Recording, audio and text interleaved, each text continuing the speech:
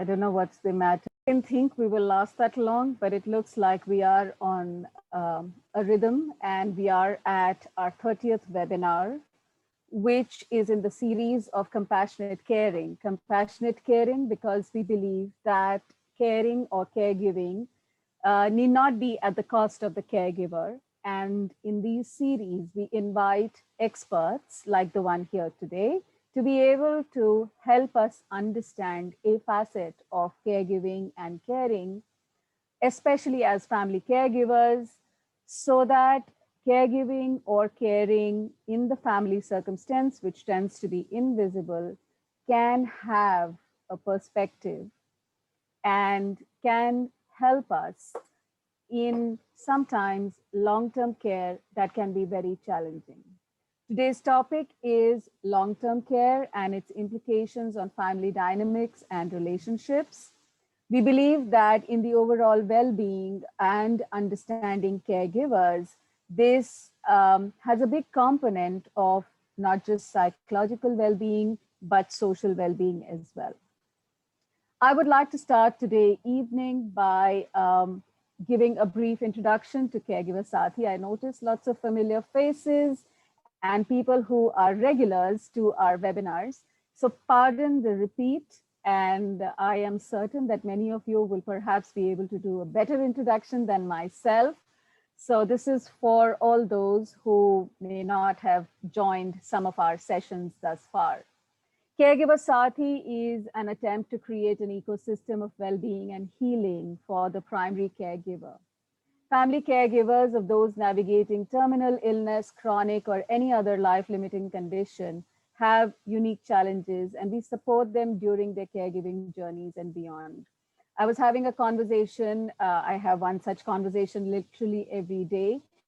Caregivers are there in every home. Look around you, you will find many caregivers. It's just, although they are omnipresent, they are invisible. We wish to create an environment of well-being wherein the caregiver feels empowered to be able to make the choices that are right for them and help both the caregiver and the care receiver or the patient lead full lives. It's the quality of life, and like my friend, like I would quote Anand, Zindagi lambi nahi, badi honi chahiye. So how do we do this? We believe that in today's world, we are able to do these sessions because we have technology. So tech-enabled systems is essential. However, we are nothing if we do not have human connection. So human connection is at the fore. We believe creating awareness programs through online and offline modes can help raise sensitivity and awareness, a helpline for those in distress and may need one-on-one attention, healing circles, which is the psychosocial support system for caregivers as they navigate difficult terrain. Social media communication, it is right now the most important way of reaching out to people who might need to learn, grow, and exchange notes.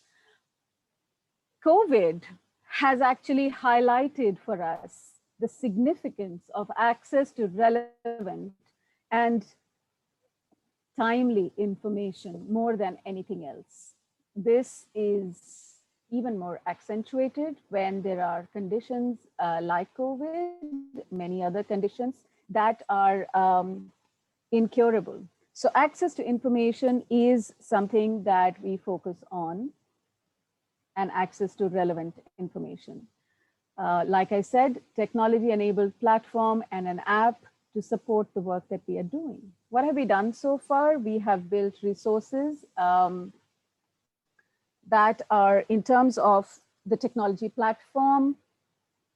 Sorry, I just need to make sure my power cord is connected and we are good. Learning spaces and therefore education, both online and offline, an app that can reach you through your smartphones. Smartphones have literally become the extension of our arms these days. A community of caregivers, not just active caregivers, but erstwhile experienced caregivers, and now increasingly potential caregivers as well. We believe storytelling is a way of not just healing oneself, but also inspiring and changing social narratives. Gentle Warriors is a series of conversations and storytelling from caregivers when they share their caregiving journeys. And that is our endeavor to help caregivers heal, to help caregivers who are active caregivers access hope and inspiration, as well as shift the narrative of caregiving. Compassionate Caring, this webinar is a series of conversations with experts who may have seen caregiving up close and in many ways and help us navigate caregiving not by default, but by design. Caregiving coaching is one-on-one learning the skills of caregiving in a manner that one doesn't feel overwhelmed or challenged. Family counseling, as we will see today more than ever, is that long-term illness can have a deep impact on not just the primary caregiver, but the entire family system. A volunteer-based respite care program, we have an extensive volunteer base currently working even in response to COVID. I am deeply proud of the 540 volunteers that are today working round the clock to put together the information that we have for verified information on COVID response. Those of you who don't have access to that database, let us know and we will make it available to you. There are many ways in which you can get involved. It is not necessary that only caregivers join the healing circles or support groups. As someone who's a well-wisher, you can join a healing circle as well. Share caregiving stories, both anonymously and in person over video and through our podcasts. Spread the word for us in person and on social media, volunteer with us, help us raise funds or donate to us. Encourage the youth to participate through an internship program and help us with referrals to partners, hospitals, and other organizations for the workshops and interventions that we have customized for each of them. There is a framework of well-being and healing that we subscribe to. In this, an individual's well-being has 7 elements. At the core is the physiological, spiritual, and psychological well-being. These elements are inward-looking and for the individual. On the periphery, or in terms of interface with the rest of the world, is social well-being, financial, legal well-being, life and work purpose. And if all of this were to be put together, an individual's existence in terms of meaning and purpose could also be expressed through creative expression. All these 7 elements make up our overall well-being. May I request those of you who are in the Zoom call to take a deep breath and perhaps look at a score of 1 to 10 and tell us on a scale of 1 to 10, where do you believe is your overall well-being today? If 1 was the least score and 10 was the highest level of well-being. It will be interesting for us to know who all are here today. Stress is caused by an imbalance in the well-being, and unaddressed chronic stress can lead to mental health issues. Building resilience, especially emotional resilience and physical resilience, is a matter of practices of mind, body, and soul, and we are inspired by different disciplines as we encourage that among caregivers. Some admin announcements for today: that we will spend about 60 minutes having a discussion regarding the topic of the day and its implication for compassionate caring. Broadly, there are 3 parts of this session: a conversation, and during which we request you to listen and share your thoughts and questions in the chat box. We will incorporate these questions as far as possible during the discussion. A question answer session where participants can ask questions by raising your hand or typing in the chat box, and we will do our best to include as many as possible. Finally, we request you to give us feedback and suggestions so that we can do better on these series. Please keep your mics muted so that background sounds are minimized, and we will invite you to share. If you are seated and your camera is stable, please keep it on, else we request you to turn it off. It could be distracting. We are recording this session, and some sections of this discussion will be used for sharing later. The speaker session will be live, and the question answer session, we will turn off the live so that you can ask your questions one-on-one. In order to help us continue making our webinars better, please make sure you do the feedback. This discussion will be referred to for further programs. It is my joy, and I believe a divine intervention, that today's speaker is someone I got introduced to in the most amazing way over a panel discussion, and went on to become a dear friend, and I discovered many, many connections with her.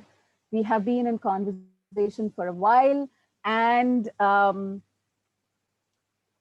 today we are here and we are having this webinar, so I am delighted. Welcome, Rajni. Bhavana.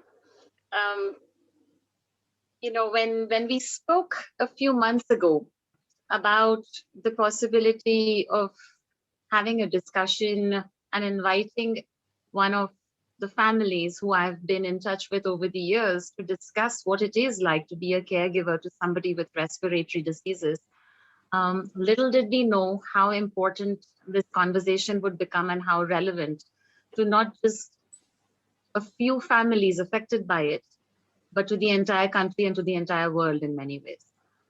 And we went through iterations of when the discussion should be, and we were going back and forth on dates, and here we are today, at a time when, though we started off with the idea of discussing what it's like to take care of somebody with a chronic respiratory disease, which could be COPD or interstitial lung disease or any of the other chronic respiratory diseases, little did we know that COVID-19 would bring respiratory diseases and lung issues to the forefront of everyone's minds, that it would occupy our thoughts and our lives in this way.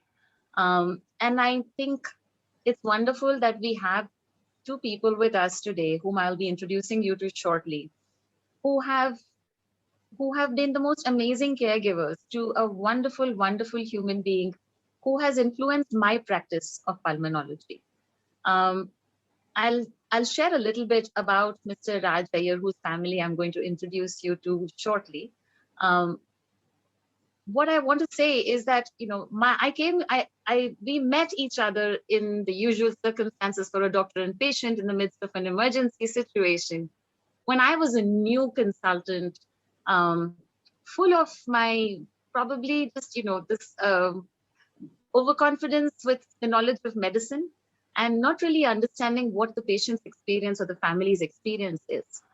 And he, in his sharing of his experience, taught me how to be a better doctor for him, taught me the challenges that he and his family went through, and was very generous in including me in those processes as they happened in his life. And that's led to a world of learning, which I hope has affected and impacted the lives of other patients as my sensitivity towards those issues grew.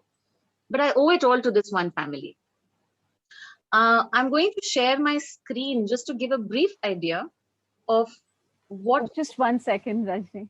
Yeah. I'd like to take a moment to introduce you fully. Oh, sure, okay. Audience.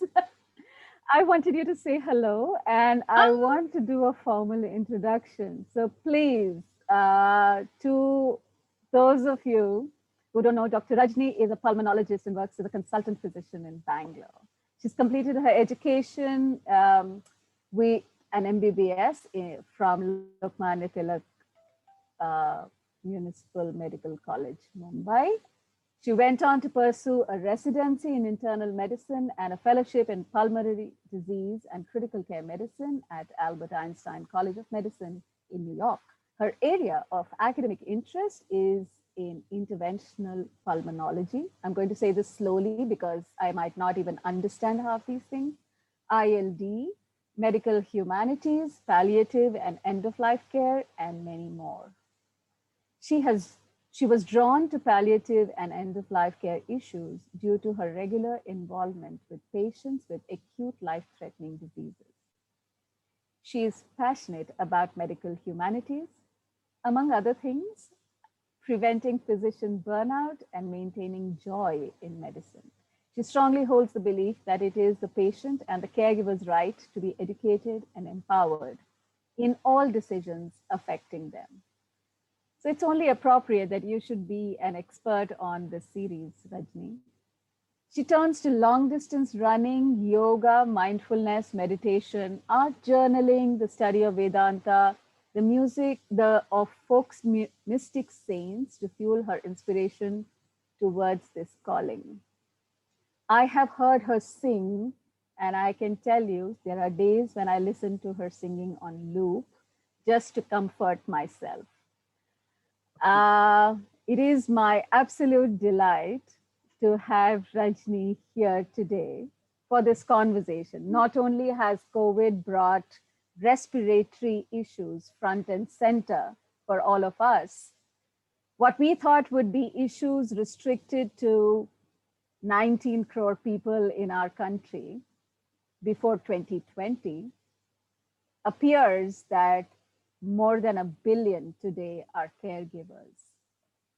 So over to you, Rajni. Thank you, Bhavna, and I apologize for jumping the gun there. No, that's fine. So I'm going to share my screen and I have very few images to show and share, really just a little bit of background to understand what's the magnitude of this problem. And maybe that helps a lot of people understand that they're not alone, that there are other people. We've all been talking about the fact that we're all going through the same storm. It's just that our boats are slightly different. But that's the whole idea of today's conversation, with a family which has been weathering a storm that's similar to the one that most of us are experiencing for the last 1 year. Only their storm went on a lot longer. There's a lot that we can learn from them. So I'm going to share my screen now and quickly work at just trying to understand what is the extent of the problem that we face with people with chronic respiratory diseases in India. So this was a really long-term study that came out in about 2016-17, and it really blew our minds because it was a long-term study of the entire gamut of chronic respiratory diseases across all the states of India. And what we discovered in this study was that, we have 1/6 of the world's population, but we have 1/3 of the population of the whole world which deals with chronic respiratory issues. So we have 1/3. We hold double the burden. Even though we are 1/6 of the population, we have twice the number of people who have problems with breathlessness. And I came across this image, which is on the Humans of Mumbai page. And to me, that just struck me as the image which is representative of a lot of the families of the patients that I see and take care of over the years.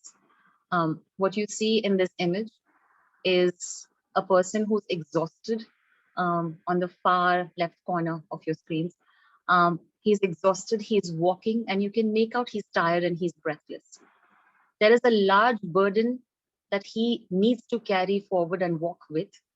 And there is a young person in the front who's actually pulling the burden, carrying this person along with him. To me, this image instantly struck me as the combined burden that the patient and the caregivers, their families, their attendants carry. And all these bales that you see stacked up on that Hath Gadi, that's every aspect that they have to think about constantly that the rest of us maybe don't even pay attention to any day. It's something as simple as, will I be able to take a bath on my own today? It's as simple as, for the caregiver, it could be something as simple as, can I go attend a friend's birthday party today or no? There's also many other thoughts and concerns that are on their mind all the time. Will I be able to continue a job, which means that I have to travel, Will it be okay for me to leave my loved one behind for anything more than 1 or 2 days, or even for half a day? Um, how will we manage the financial resources? There's a lot of expense involved in taking care of someone who has a chronic respiratory disease. And at some level, this starts having a huge impact on the way we interact with each other. You start off as either spouse, partner, um, parent, child, and then soon it becomes all about the routine for the care of the caregiver, which centers around what the patient, what the care receiver needs. That becomes front and center in their life. Everything else then is structured around it. And it's very hard to hold on to what really connects and binds the two of you, the essence of that relationship. Um, and this is where I think the challenge lies for most of us, to not let it become mechanical, to not let it take away the human relationship, the touch, the compassion, the moments of lightness that exist along with carrying the burden of a chronic illness all the while. And that's something that is going to become very relevant to a lot more families now than ever before. So if this is where we were in 2016 or 17, where we had 18% of the world's population and 32% of the global burden of chronic respiratory diseases, we know that India now has the second highest number of fatalities, or is the most affected nation with the fastest growing rate of COVID-19 infections. So we are going to see a lot of people who will be facing the long-term impacts of something which affects their breathing. It's something that we don't give too much thought about. Breathlessness is considered one of those invisible forms of suffering. Pain is something we identify with. Loss of function of a limb is something we identify with. Not being able to walk, not being able to speak. Um, all of these are things that all of us can imagine as incredible suffering. But when it comes to breathlessness, it's something that not all of us understand as the impact of it on our lives to that extent. And this is where I think I really admire Mr. Iyer, who I spoke to you about, whom I introduced briefly as the patient I met 10 years ago. A remarkable person, a social scientist with many, many interests, who had a very large life, a life which went way beyond the realms of his house, a lot of travel, a lot of friends, a lot of interests. And slowly the respiratory disease started shrinking in his circle. And how did he cope with it? How did his family cope with it? Where all their circles slowly started shrinking in. And that's what we were, there were people who were journalists, health journalists, researchers who were interested in exploring this about what's the burden of disease in India and how much are we actually acknowledging and measuring it. So dear friend, a health journalist reached out to me and said that, would you be able to ask any of your patients if they can let me into their homes and let me understand what it's like so I can share their story with others. And Mr. Iyer and his family very, very graciously let us in. It's not an easy thing to do, to let a stranger into your home, have them witness your daily challenges and struggles. But his focus always was about, if my story can help somebody else cope better, then that is always worth it. As I mentioned, Mr. Iyer is someone who I started my career with. He was one of the first few patients whom I started taking care of. And over the years, he's someone who challenged me constantly.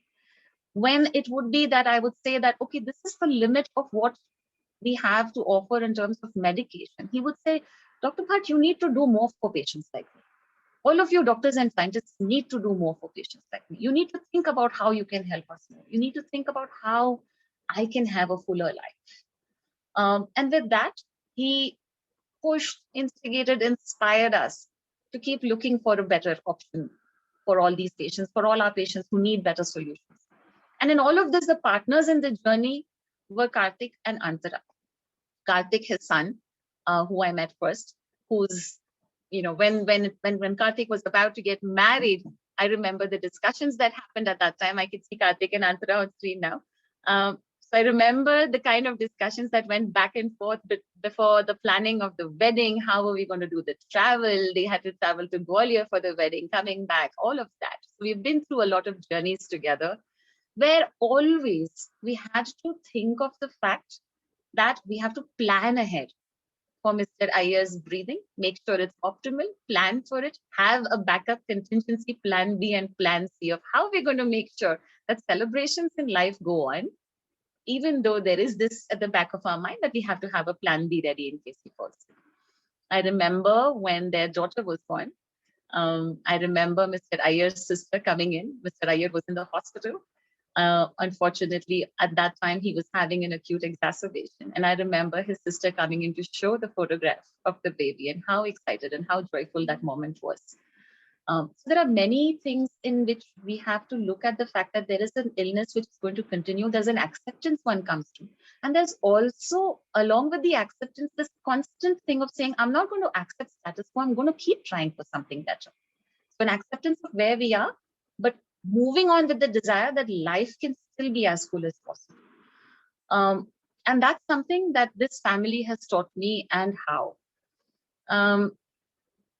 There were so many different ups and downs that they would have gone through, which I am not privy to. But there would be things that he would share with me sometimes. There would be times when he would tell me that he worries about how his illness is impacting his son's career, his daughter-in-law's dreams. There would be times when they would worry about how their little daughter playing around with grandpa might fiddle with the knobs on the oxygen machine and what might happen then. So these were the kind of conversations that we would have back and forth. So along with medication, along with test results, along with planning different things for his health, there would also be this thing of how are we coping as a family? And it's something that he let me into. Not every patient, not every family allows us into their world to help us understand how each small decision as a doctor that I make can impact his family, can impact his relationships. And for that, I'm extremely grateful. I'm going to be inviting Karthik and Antara in for a conversation to share a little bit more. I want to share with all of you that we lost Mr. Iyer in January of this year, but he's very much a presence in my mind always. He's someone whose grace and dignity and resilience in the way he faced it has always pushed me to be someone who's looking for better solutions for him and his family. And I owe all of that to him. And, I want to say thank you to Karthik and Antara for joining us today. I'm going to share a picture of Hitanya's birthday. And this is representative of how Mr. Iyer and Karthik and Antara have always tried to make sure that despite the limitations of breathlessness, of requiring oxygen, of limited mobility, as life shrank in size, it did not shrink in terms of how one could celebrate it. So it exemplifies that line from Anand that you mentioned, Bhavana. Zindagi badi honi chahiye. And so with that, I would like to invite Karthik and Antara to come and maybe share a little bit before we can chat a little further and explore a few more of these issues with how they dealt with, how they adjusted to life with COPD. Good evening and namaste, everyone. And thank you, Dr. Bhatt, for for being with us, for taking us through, the thick and thin of life. And I would like to say that, I would like to recall this incident where I was in Bombay, and I think it was a day before Dr. Bhatt's birthday, and I think I had to catch a flight in about 1.5 hours. I was on the way to the airport, and my dad suddenly calls and says, "Get a card for Dr. Bhatt. I don't know how you will do it. You land late. You get into the flight only after picking up a card." And that's the kind of bond we respect have. Yeah. and bond we have for Dr. Bhatt. Yes, I think. I was. It was about 12, 13 years back when Dad was diagnosed with COPD, and he was a very, very strong person, I must say, coping with COPD for 14 plus years. I don't know if any of us can do it. And yes, a very, very inspirational person. He made us strong, especially the last 5, 6 years. If somebody has been able to teach us how to be patient, how to get good at multitasking, how to not really let your emotions overrule what you're doing. I think it's him. uh, he's made us really strong, and I'm really proud to have a dad like that. So I would like to, that's basically I would like to start with this conversation. And yeah, over to you, doctor. Would you like to say something? I'm sure. He's a hero. He still is. I agree with you. So I wanted to ask you, Karthik and Antara. I know that when you guys got married at that time, Mr. Raj was he had a few exacerbations on and off, but there was a lot that he was able to do on his own. He was a lot more independent.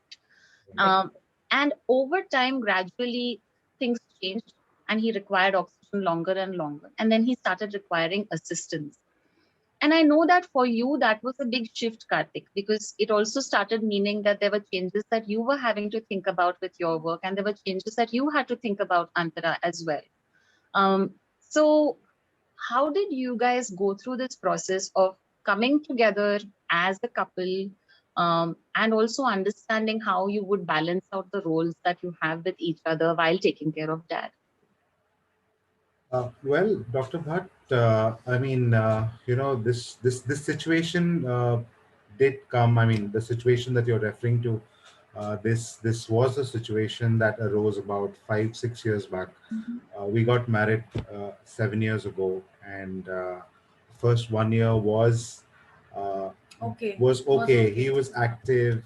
He was moving around with his concentrator, going, meeting people, going for his Right. rehab back. But there was a time when he had a very bad attack of breathlessness, and we had to put him in the hospital. And once he came back, that's when the slope gradually started coming down. And my job, I'm sure a lot of people would agree. I had a job which had a lot of traveling. I mean, I had a job which included traveling almost 15 to 20 days in a month, and that's the first thing that struck me hard. And I was like, and I was not really in a position to change my job, because there's a lot of finances involved, and I wanted a job that can pay me well. Antra, luckily at that time, was doing a course. She was studying, and she had some time with her. So we sat together, me, my mom, Antra. We sat together, and we kind of understood the amount of time that he would be expecting from us. At those stages, there's a lot of expectation that they don't really talk about. Exactly. They have a lot of expectations. They want, us to spend a lot of time with them because they're very unsure. There's a lot of fear that sinks, that seeps in. But he never expressed this. But we realized that somewhere he wants the time from us.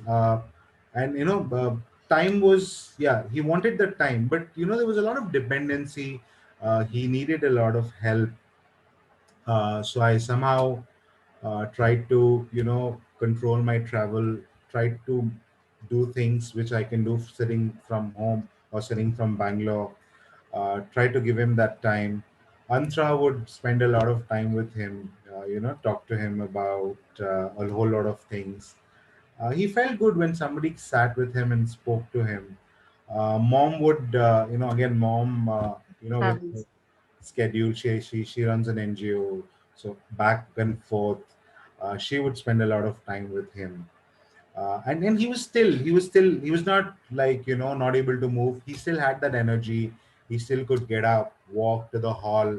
We made sure that we have our meals together. Mhm. I think that was one At thing that least we one did. meal in a At day. least one Yeah. meal in a day together. We made sure that at least Yeah. one of us have our morning coffees or chais with With him, him. because that's the time of the day where he is the most active. Active. Right. At least we made sure that we make him a part of our celebrations. If if he's not come to where the celebrations are happening, they say that take the celebrations to him. So we tried doing that. We tried getting the celebrations to him. Anything to do, keep him happy.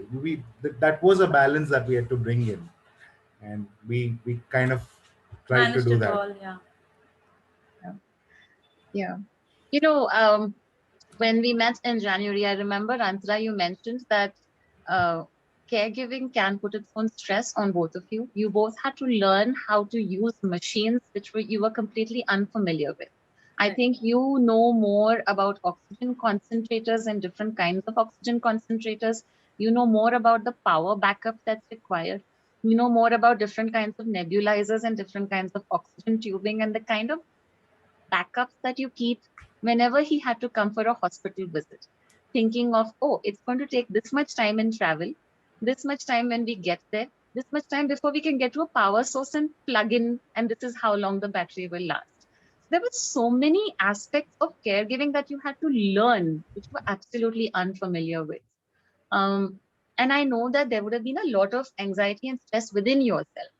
So, how did you guys work through this with getting knowledge, learning about it, and also making sure that you were able to swap roles back and forth and hand over to each other so neither of you would get too exhausted at any one time? So most of the knowledge that we received was from you, doctor, we must say. um, how to put the settings, how to use a particular machine, what should be the oxygen concentration level, the saturation level. All we had learned from you, then internet, of course. And then we keep switching on machines because by the passage of time, he required more powerful machines.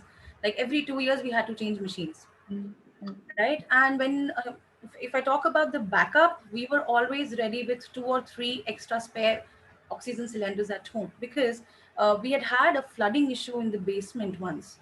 And though we have a separate inverter for him, we had a separate inverter for him so that in case there's a power cut, so we can at least manage for 6 hours with the power back because his machines consumed a lot of electricity. um, but there was this one incident when there was water in the basement and both of us were sitting holding our heads.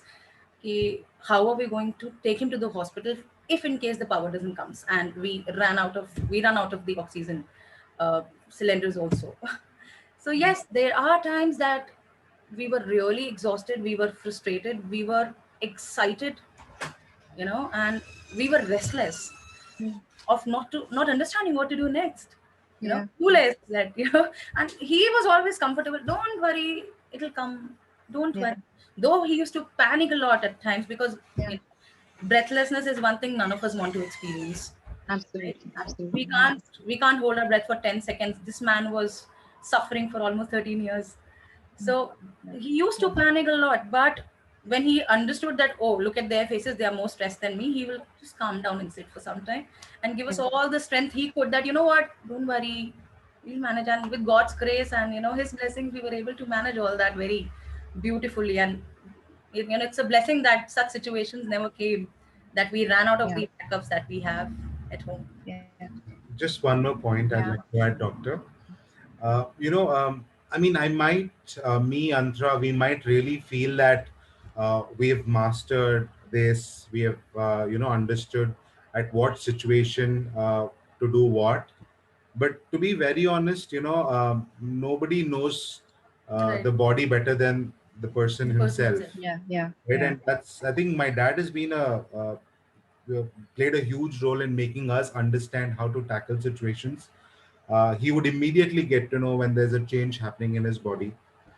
He would immediately get to know, I think my sugars are going down, I'm getting breathless, get me pure oxygen from the concentrator, get me pure oxygen. And then 8 out of 10 times he was right. yeah. uh, and he did recover, but most of it was what he would ask us to do. And there was some times where we would use our Common sense and experience. experience. So that's how it was. So Mm, yeah, so I think the person knows best what's happening in his body, yeah, and that yeah, teaches you a lot of things. yeah. Uh, I remember you telling me, Antara, that there were times when the two of you would fight, and it would be dad who would help you patch up. Absolutely. Um, The, there was great wisdom that he gave to you guys when you were going through difficulties, and I can imagine it was not easy for the two of you because right from the time you guys got married, you had a very strong caregiving responsibility for both of you. So I'm just wondering because there were so many relationships that were going through a lot of change, right? I mean, Karthik, you were moving into a caregiver role for your father. So there's this little bit of, there's a shift in that relationship that's happening. You were new in your marriage and there's more strains that's coming. So there's a lot of play going back and forth. So how did you guys do this thing of of finding the balance, uh, being able to accept anger, frustration that's there and patching up? What was your way of coming together? Dad. Well, I mean, I can, as a caregiver, I've been a caregiver from the last, 10, 12 odd years. There are a lot of sacrifices that we need to make. Uh, you know, we'll have to think 10 times before we plan a vacation. We'll have to think multiple times before, we probably want to go out for a dinner. A dinner. Right. We would probably want to, but the only thing that kept us going was that he loved both of us immensely, and We loved each other. we loved each other, and we still love each other. But yeah, but what really kept us going was a common cause that we know that the lifespan for anybody who's got critical illness is short, and it's really, and it's just fair that you keep that person happy, and that's what really kept us going, and yeah, I mean, we have had to make a lot of sacrifices, but Mhm. looking back at those sacrifices, we're actually happy and proud of ourselves that we made it. We have an entire life ahead, you know so. Morning when we were speaking, doctor, that is when, I just could not control my tears. I just realized, oh God, there was so much happening, in these years which we just left. Uh, you don't realize that those were such precious moments that you spent with that person, or you spent with each other, or you did not spend at all. And today, when, morning, I was just thinking about all that. I was like, oh God, it's been 7 years I've known him, and now he's gone. But yeah, there's so many things that he's given us, and we had been able to balance it. See, it's very simple. We have to be focused, right? The primary focus is going to be the patient. So somewhere, even if I can say, if one person as a couple is falling apart, the other can balance at that time, That's right? true. You know what, we can come back to it and we can talk. Let's just focus on this right now, and maybe that kept us going. Did you guys do anything in particular just for yourself, not just as a couple, but even as an individual for yourself? Did you have some kind of thing that you fell back on, whether it's something that you like music, or another question that I want to ask you, Karthik, is how did you work at maintaining that, this is dad and me and not caregiver and patient? What was your way of making sure that you had that kind of connection on a regular basis with dad? Well, doctor, I mean, we've we have a lot of common interests. We have a lot of common topics to talk about, and me and my dad have stayed. Just me and my dad have stayed for a good amount of years. Mom was busy with her NGO, moving around, so that way, me and my dad probably share a very friendly Friendly. kind of a bond. uh, and see, caregiver, the word caregiver is probably something that that comes right from the time you're born. I mean, Mhm. uh, they are your parents. It's not just parents. I mean, care is a very innate ability that comes to a person. Yes, sometimes, with people with critical illnesses, the intensity or the time that you need to give increases, probably fivefold, sixfold, tenfold. It depends on the situation. But it's just quantifying the care that you give on a daily life, on a daily basis. That's how I take it. That's how probably Ansra also takes it. You care for your parents, you care for your loved ones, and you do a lot for them. It's just that during these times you have to, it quantifies many folds. It's just that that's the amount of time that you need to give and you need to spend. Yeah. There are times where I've literally blown my head off, There are times where I have panicked probably 5 times more than how much he has. When his oxygen saturation level goes down, psychologically I feel my saturations are going down. It happens. When he sweats, when his Yes. BP goes down, and when he starts sweating, there's a point where I don't know what to do. He's saying, give me the pulse oximeter, give me the pulse monitor, give me the BP monitor, get me pure oxygen, connect me to pure oxygen. There are about 6 or 7 commands that he's giving at the same time. And you tend to lose your cool at that time. And there have been situations where I've said, Pa, stop, please. There have been such situations, I would not completely deny. But at that time, what I really do is just sit for about 30 seconds, 45 seconds, just close my eyes for a while, and probably listen to something, get back to normal, and then rush back. Call of Duty. That's how I can. At times that routine can be really monotonous and it can be really frustrating. I don't know how many people agree to that, but if somebody is saying, no, I don't get worried, I don't get frustrated, no, it is not possible. You're a human being at the end of the day. You have your emotions, you have your emotional burst outs. So it's better to let it out. At times a person gets frustrated on the patient also, but it is very normal. If you can go back and apologize, I think even the person who's the patient will understand that they are also going through a rough phase because of us.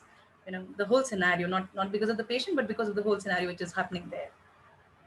This So is something that I've appreciated about all of you so much every time over the years. This honesty and acknowledging that we are not perfect. We will have emotional outbursts every now and then, but we all come back together. This is something that I've witnessed in your family multiple times. And I've always been very, very, it's always been wonderful to see you all come back together again um, and your father would share, like you said, Karthik, he was saying he had so many different interests. He would share music videos with me. He would share like old black and white photographs and sometimes all kinds of interesting articles and things.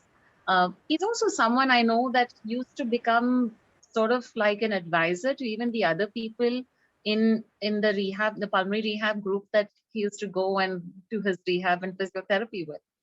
Um, so I think one of the wonderful things that you managed to achieve was to make sure that his social circle continued to be active. I think he had friends coming in to meet him and he was staying connected in many ways.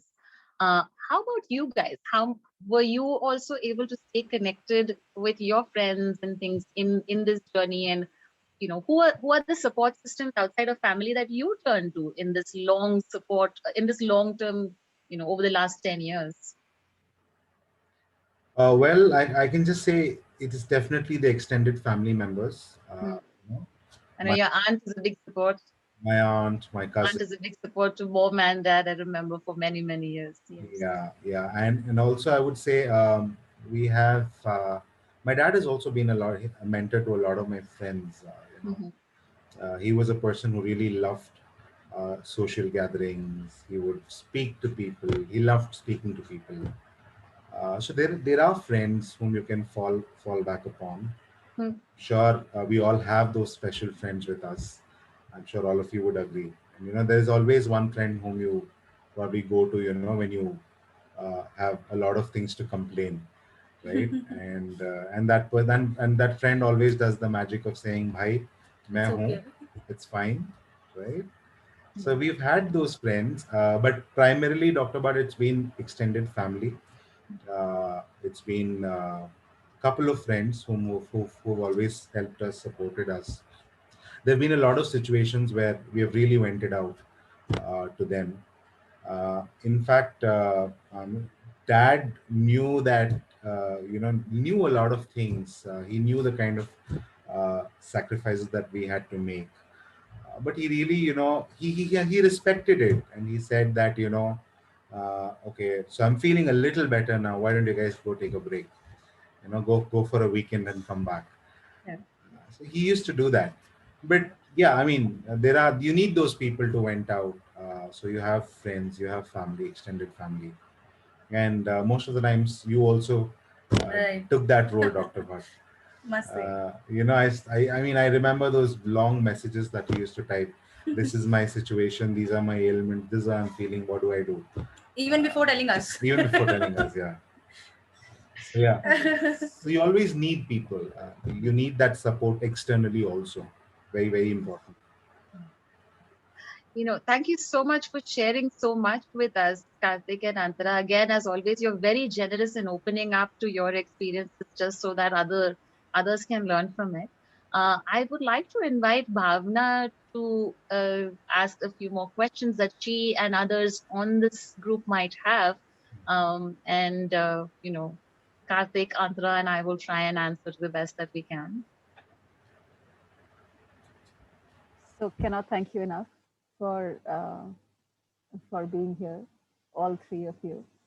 I have been very moved by what I have heard.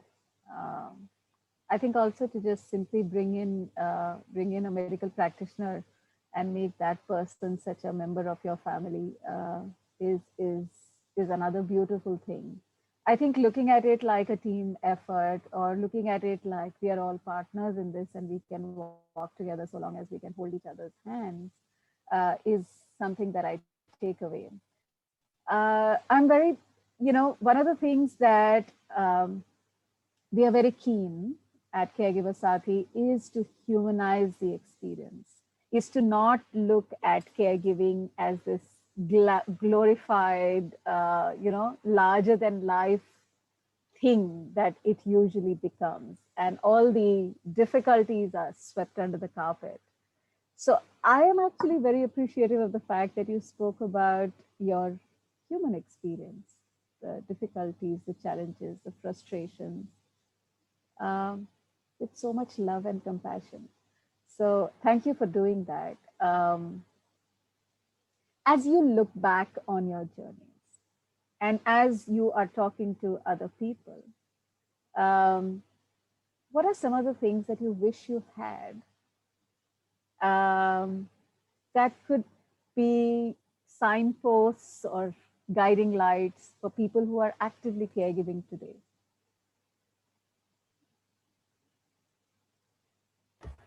Well, thanks, Bhavna, for that question.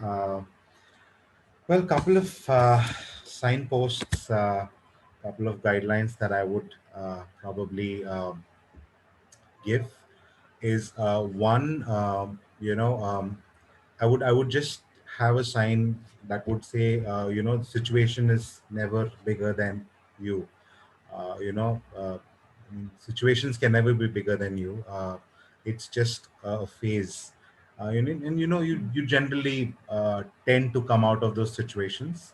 So that's one thing that kept on coming to my head. Whenever I would see those panic attacks, or Hmm.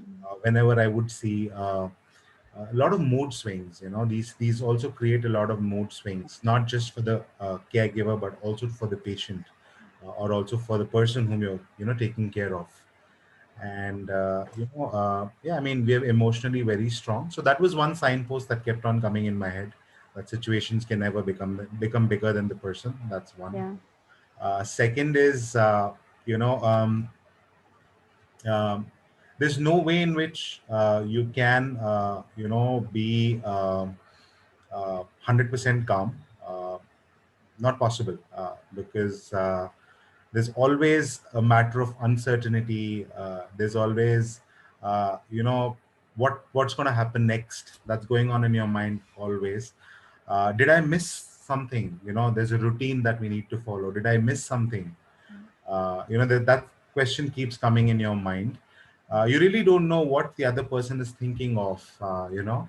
You just subjected to the expressions that's on the face. Hmm. I mean, what I could pick up is trying to be as transparent. Talk to him.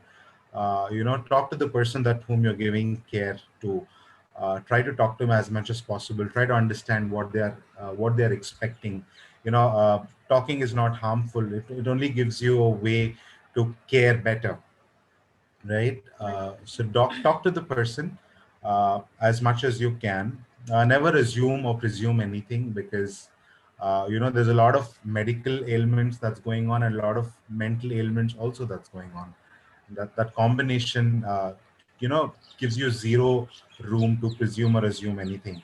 So as much as possible, be transparent, speak to the person whom you're caring for, right? And third is just stay positive. Uh, yes, oxygen saturation is just a number. If it goes down, it has to come back up. Right. Our science, medical science enables that. Well, if there are facts that people with critical ailments cannot live, there are also miracles where people have lived, uh, you know, For a good amount of for a time. good amount of time. So just be positive, have that hope. I think that'll keep you going. And also, I feel that it is better to practically be informed and inform the patient what the current situation is instead of hiding and playing around the bushes. You know, the more practical you are, the easier it is for Well you said. to accept, as well as it is easier for the patient to accept his medical condition and going forward for the treatment. At times people just panic just because they don't know what is going inside their body. So That's even true. with chronic illness, I feel that it is better to be informed and let the patient inform about whatever is going on. Okay. Well, my only other question would be, what did you do to spiritually ground yourself during this journey? Uh, We could not hear your can you question just properly. repeat that question, Bhavna, please? We couldn't hear the last part.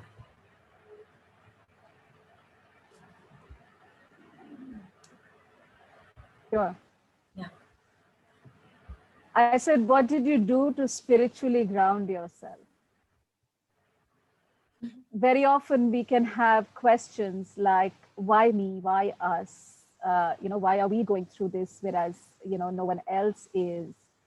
And those are spiritual questions, right? So what did you do to spiritually ground yourself? So what we do is we look at somebody who is in even more worse situation than us. Whenever we think of, oh God, why we talk and we see, you know what, there is somebody who is in a terrible situation, and we are thankful that we have survived, or we are in this particular situation. We are not, you know, even in a worse. We could have been in a worse situation than this. So thank God that you know we are in a better position than the other person. That gives us a lot of strength. And another thing that I'd like to add, Bhavna, is So I when suppose, yeah, please. no, please go ahead. Please go ahead.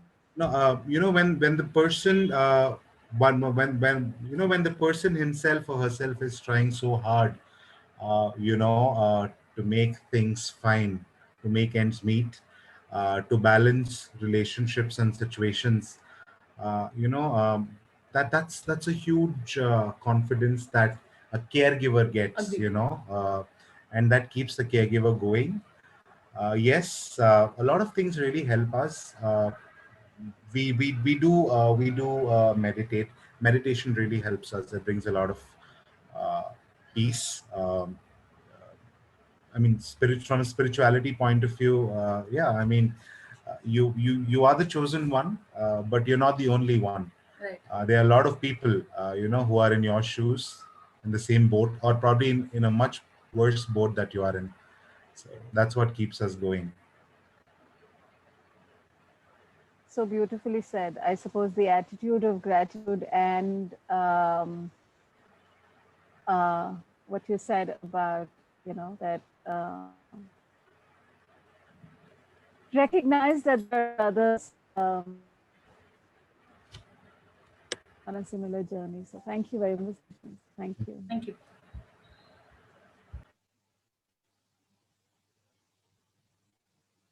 Rajni.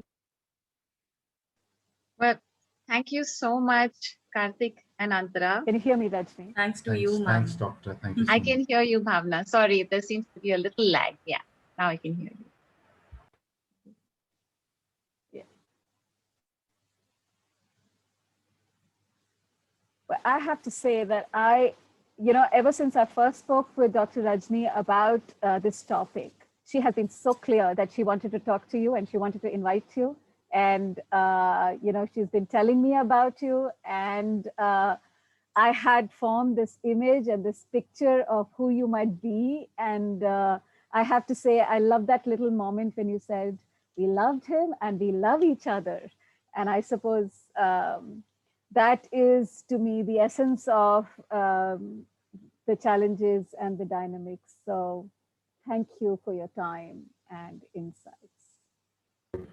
Thank you for inviting us. Thanks for inviting us. Thank you so much. All right, we have a few questions from some of our participants, and we are now going to address them. Those of you who have questions and may wish to ask them, I'm going to ask Dr. Rajni first, those that came through the registration. My daughter has acquired some form of insight into her health challenges, but it is not yet convincing enough.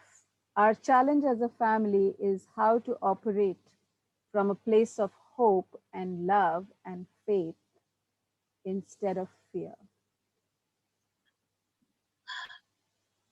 That's such it's a very, it's one of the most challenging things to work with chronic illness. And it's something that's a work in progress. So what we have to understand is that as a patient and as a caregiver, and I'll be very honest, even as a treating physician, we go through cycles of hope and then understanding and acceptance, and it goes up and down for everyone involved in the process. I think what really matters more than anything else is to have a really strong and a bond of a therapeutic relationship, which is a partnership. When we say it's not convincing enough, that's probably because sometimes we have illnesses where in certain times we will feel very healthy and like everything is going okay, and then there's a dip again. So certain types of conditions which have relapsing, remitting situations, we go through cyclic phases until it sort of settles down, and then we come to acceptance. When we talk about how do we operate from a place of hope and love and faith instead of fear, sometimes I think that it's nice to have an open conversation with everyone in the family about what is our worst fear. And when you know that you are going to be supported and held through that worst fear too, that's when hope and love and faith actually start rising more and more and more. If I have to say in terms of when we talk about Mr. Iyer and Karthik and Antara, we had come to an understanding through multiple over the years that the last 1 year, we all recognized that things were going down slowly. And the conversation slowly started becoming more about what he would want, what he would not want when the event happened that his health would decline further. So we came to that place of acceptance, not in one shot. It was multiple conversations. And that is something we have to accept. As human beings, we will go through those ebb and flow moments. As long as we are able to face those fears and recognize that we will be held through it, we will be supported through it, the fear starts going down and the hope starts rising more. I absolutely love that response, which is, you need to have a conversation with your fear. Thank you. Thank you for that. How can caregivers take care of themselves when they are suffering from pain? Do you have any home remedies? I think it's very important for caregivers to take care of themselves. I myself have been a caregiver for brief periods of time with my parents. And I think it's extremely important as a caregiver to first take care of yourself. The typical airline statement that first put on your oxygen mask before you try to help anybody else. So I think no matter how busy you are as a caregiver, one has to take care of our own physical and mental health. And sometimes our lives are very busy as caregivers, but we can all try and find about 20 to 30 minutes. If you have only 30 minutes and 20 minutes just to do some minimum physical exercise, like a walk or something, about 10 minutes for quiet meditation or music or something that helps your mind center itself, practicing gratitude, as Karthik and Antara said. When it comes to actual pain, I think it's very important that caregivers not ignore their medical problems. So if you have a pain which is a mild pain, a niggling pain, then that's something you can deal with home remedies. But if something is going on for 3-4 days, then it's very important that you connect with your doctor as well and do that. And simple home remedies are the ones that, the adrak wali chai, you're having an, ginger water with honey. Those are things that help soothe aches and pains. And simple paracetamol, things like that, are things that we keep aside with us. But most importantly, take care of your own health first. A caregiver should have a regular doctor that they go to for a health check at least once a year. If you take care of yourself, you can take care of somebody else. Beautifully said again. What to do when there is no acceptance of the disorder? Oh, that's a hard one, isn't it? When there is no acceptance of the disorder, I think this happens very often with certain neurological and certain mental health disorders more than anything else. There's a lack of acceptance of the disorder. And I think this is one of the most difficult situations for a caregiver. And I think what ends up happening is we need to be kind to ourselves as that caregiver. You will have outbursts of anger and temper. So we need to build that support system, as Karthik was saying, that friend that you can go out and vent about all those crazy episodes with. There has to be an acceptance within ourselves about this is the situation. This is the best of acceptance and understanding and responsibility that the patient or the care receiver might get. And I have seen other patients go through this. For example, patients who have severe diabetes, but who are willfully sometimes violating a diet or refusing medications. There are times that creates conflict. And somewhere we have to help the caregiver come to understand that that's not coming from a place of spite or malice. It's coming because that person is also suffering. When we start understanding that it's not happening, sometimes that's what it feels like. I'm doing so much to take care of her and she won't even listen to me this much. Yeah. Right? So that is hard. We have to acknowledge our anger. We have to acknowledge our hurt self at that point, that I'm trying so hard to help and she's undoing it or he is undoing it. Yeah. So I think we have to be kind to ourselves when there is not enough acceptance from the patient's side. You're doing your best. Be kind to yourself. And that's the one linked to the next question as well, which is how to practice self-care for emotional health. How would you practice self-care for emotional health as a caregiver? As a caregiver, I feel, so I'm just going to share my tips as a caregiver for emotional health. And I'm not sure if, there's so many different things that people do, but I think it has to be prioritized. So one of the simple things is I like to put down 2 or 3 things that I know helps me to stay centered in a day. I have 4 things that are there that I know these 4 things help me. If I do 2 out of 4 on any day, I know that day can't go too bad. Right? So that's one of those things. And so sometimes it's like about not setting too hard a goal for oneself or setting targets that are unattainable. So if there are 5 things I needed to get done in a day, if I've got 2 out of 5 done also, it's fine. Don't be hard on yourself. That is very, very important. Prioritizing one's health is also important. So when there's a lot of guilt that people go through in caregiving, because there are times when it gets exhausting. Antara mentioned that it can get very monotonous and boring. She was very I was so appreciative of the fact that she said that, because it's not easy. And when it gets monotonous and boring, sometimes we forget things. We have tasks and we don't go through all of them. It's all right. It's okay.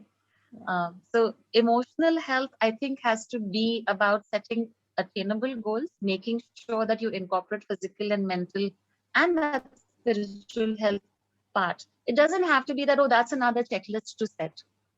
In a week, if you did these things once, you'll still manage to be in a fairly good balance. There's a lovely comment which says also important to involve other key members of the family to participate equally in the caregiving process. Resentment wears you down.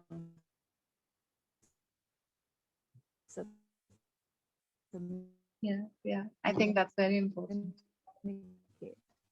Patience with the rest of the family. Don't expect caregivers also need caregivers, and caregivers need sathis. So yes, engage, involve, enroll as many as possible.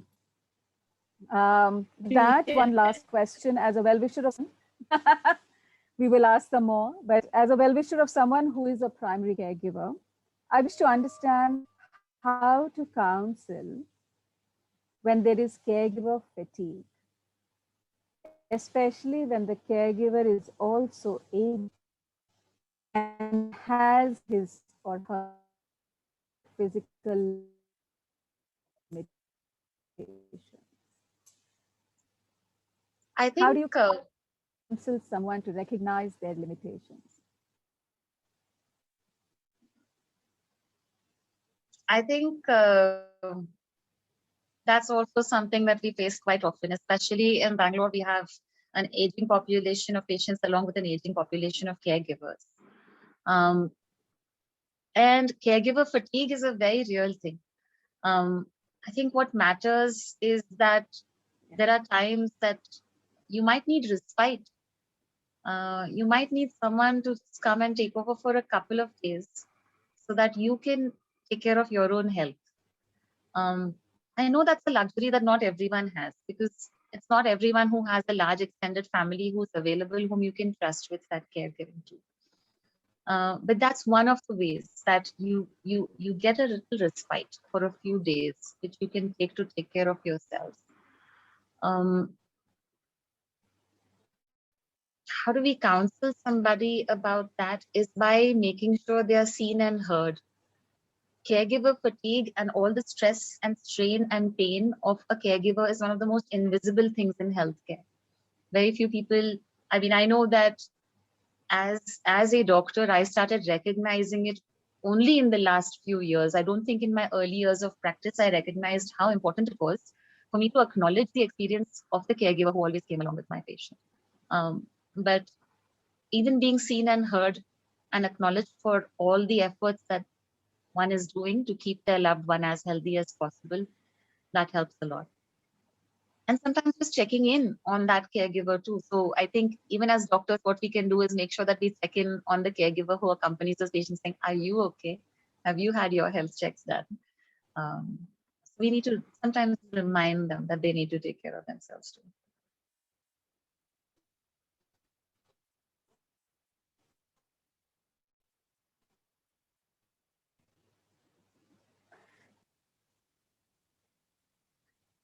Yeah. Expertise.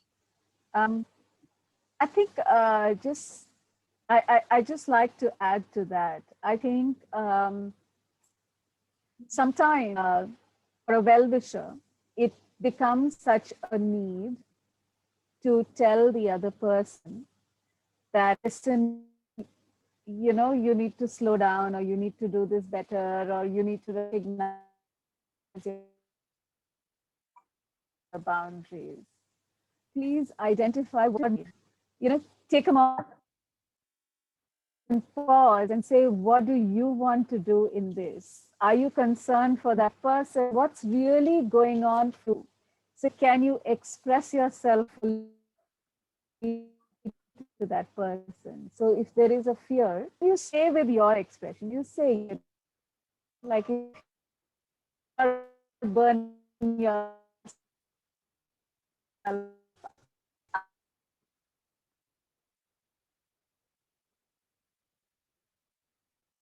I have this fear. Think about that. Yeah.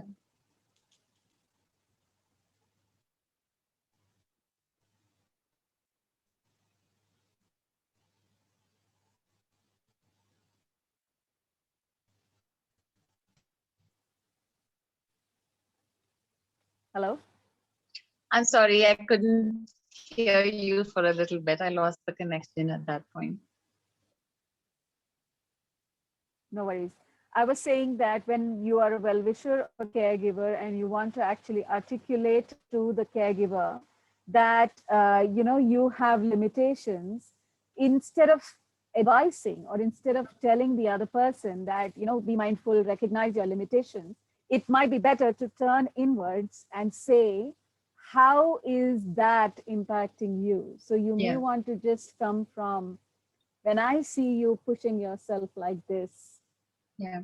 I fear, or Yeah. here's what's happening with me, Yeah. than advise the other person. Yeah. Yeah, offering support and recognition rather than advice. I think in one of the other things is that luckily we have strong community structures and friends around us. And when you know that someone's a caregiver who's fatigued, if you know what they like, sending in their favorite treat as a home cooked treat is something you can do things to cheer up caregivers. When I was taking care of my mom and she was down with COVID, my sister's friend sent in a piping hot um, bowl of, a container of rasam, which was a special rasam that she had made for us. And it was so thoughtful and sweet because it took the pressure off me. And I knew that there would be this perfect thing that would make my mom feel good right away. So sometimes it's very little touches that just make you feel like, I don't have to cook today. Or someone else has done this for me today. So you feel cared for and the patient is cared for. These are the kind of ways in which communities come together to support caregivers. And that's been going on since time immemorial, I think, in our community. No, Food absolutely. has been our way of offering love and support.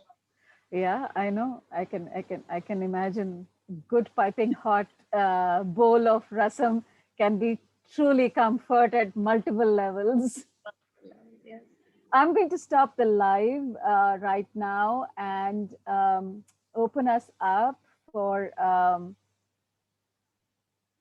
conversation with everyone, and ask anyone who may want to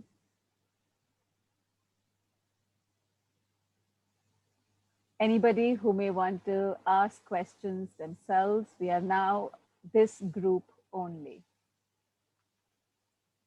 You may want to turn your videos on. It will be lovely to see faces, make eye contact for whatever it is worth.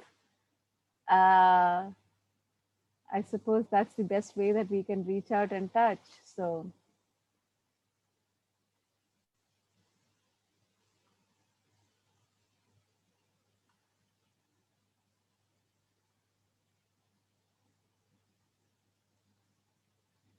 okay, there's a question. Jyotsna, would you like to turn your camera on and ask yourself? I'm happy for reading out your question as well. All right. So the question is, how does one communicate with doctors to get the information and advice they need to do our caregiving properly? So I know that my routine used to be, and Karthik knows this, my routine used to be that I used to invite families of patients to come and see me at the end of OPD when I would have unrestricted time to answer questions, because it's very hard to do it in the middle of the workday or when there's other patients waiting or there's other things there. So check and see if that's something that your doctor is open to. Another thing that I have done, or my friends and colleagues who are doctors have done when they are approaching other specialists who have very busy routines, is we just book an appointment, we book a slot, and we go there just for getting our questions answered. It's not with the patient, because each doctor has a different style of operating, counseling. But it's something I do think that we need to ask for. It is our right as caregivers to receive information. Um, yeah, so I do think that the medical community needs to be more aware of the needs of caregivers. As Bhavna mentioned about caregiver Sati being about, empowering caregivers with the knowledge of everything. And then we really have to have, like, when we say it's patient-centered healthcare, it really has to be a partnership between everyone. We've Can just I ask a question? Absolutely, Anubha. Please do. Yeah. I'll just like to tell everyone that we've posted a feedback form. Those of you who may want to fill it, please do. Go ahead, Anubha. Actually, it's not just a question. I just want to say hi to Rajni. So good to see you, Rajni. Hi, She's my Anubi. childhood friend. And I'm so proud that Rajni, you're taking care of your patients, not just professionally, but also emotionally. And this really touched me. Well done. So, so proud of you. And Antra and, you know, Karthik. Karthik, yeah. So lovely to hear your story and, your experience. And thank you so much for this program, Bhavna. Thank you. Thank Stay you. well, stay safe, everyone. Yeah, Thank you. thanks. Thank you. Thank you for Yeah. joining in, and thank you for your voice. Anyone else has a question? Let me just tell you, in these times of COVID, Rajni is hot property for more than one reason, especially her medical expertise. It's not easy to get her. So make the most of this time that we have her captivated attention.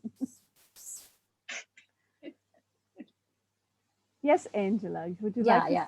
Yeah. I have a question. Thank Dr. Rajni for inviting me in this session. I have a question around the person who is a patient, right? So how do we? It's my mom right now, and so how do we get her out of her normal?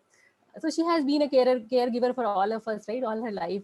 So she's too engrossed till all after her illness in what to be cooked next meal, what will happen, who has eaten what, and stuff like that. And it's so difficult for me to like pull her out of that. She'll still think haldi khatam ho gaya hai, this is not there in the house, can you order this? I mean, sometimes it's frustrating, but and sometimes I feel really bad that maybe I'm not taking care well, that's why she's getting involved so much. But it's been really difficult for me to like get her out of that zone.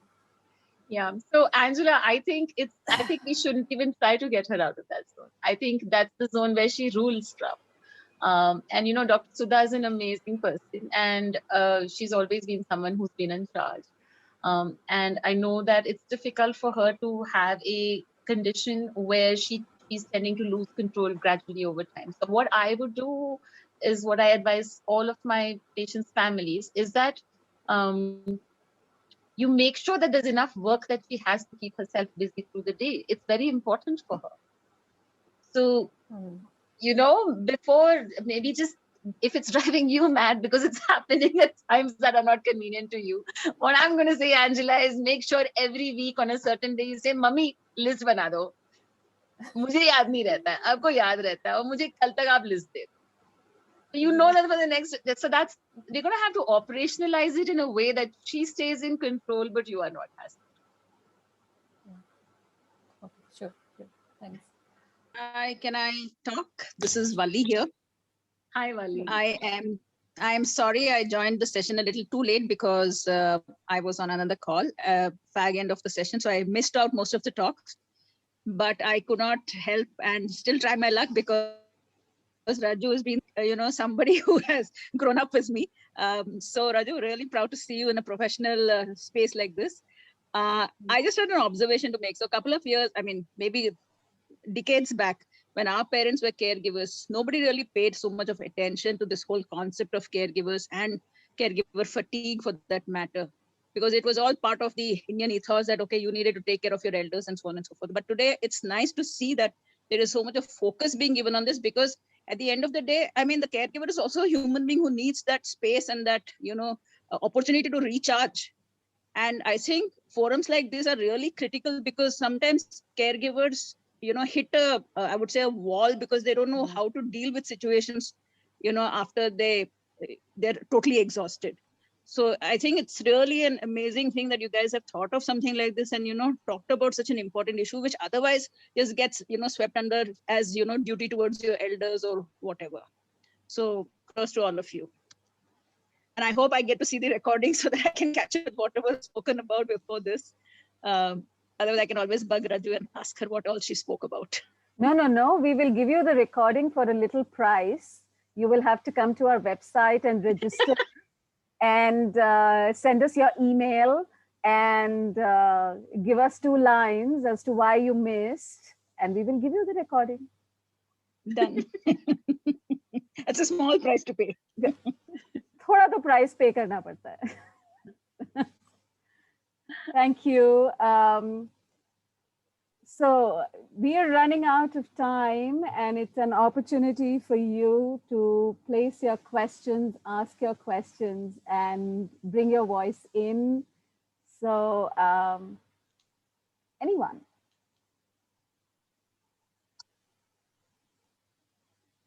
And if you have no questions, it's also an opportunity for you to turn on your videos and say nice things to Rajni.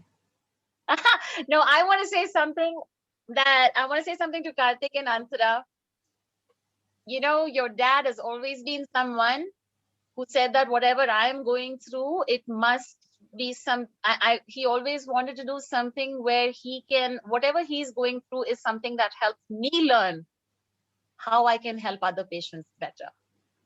And I think what you guys have done today is to carry forward in exactly the way he would have, by sharing what your experience is, so that others who are caring for their loved ones can perform their responsibilities better with more love. So I mean, you both have that best of that in you. Okay, I'm going to That's cry so soon. kind. Thank you. Yeah. Please go ahead. I just said thank you. You've been a part of our lives, Dr. Bhatt. We must say that, you're more than a family now. You don't come in the zone of friends or a medical practitioner for us anymore. You're more than a family to us now. Thank you so much for this opportunity. It's mutual. It's mutual. And hope to see you soon. Hopefully things get better and we see each other in person. Thank you. Yeah, I hope so too.